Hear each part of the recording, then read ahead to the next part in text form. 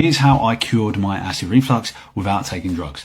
Hi there, my name's Reese. I'm a nutritionist. I work specifically with people to get to the root cause of their reflux and their bloating. Now, I had acid reflux way back in the day, and I did the same thing that everybody else does. You go to your doctor, they give you some drugs to block your acid and shut it down because you think that you have too much acid.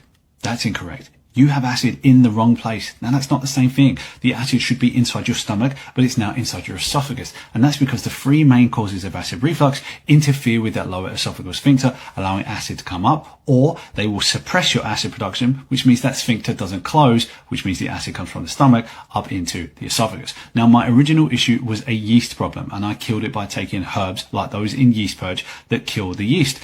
But it took me years because I had no idea. My doctor didn't talk to me about root causes of reflux. He didn't mention yeast. And in fact, I still don't think they think that yeast is a big cause of reflux, but it is. And I think there are three things that's most likely causing your reflux. The first one is having a H. pylori bacterial infection. Even if your test is negative, it can affect the oral cavity and the esophagus, and you keep swallowing it, and that's causing you problems. Second, you have a yeast overgrowth in your mouth, in your esophagus, or inside your stomach, very similar to H. pylori. It's possible you also have both of those things at the same time. And finally, if you don't have a gallbladder, you end up with bile inside the stomach, and guess what that does? It interferes with that sphincter, allowing the acid back up. If you don't know where to start to fix your problem, head to myacidrefluxquiz.com, and that will give you a quick, short 3-minute quiz that will show you what's most likely causing your issue based on the hundreds of people I've worked with. And once you find the issue, it's a simple herbal remedy in most cases to fix your problem. Hopefully that helps.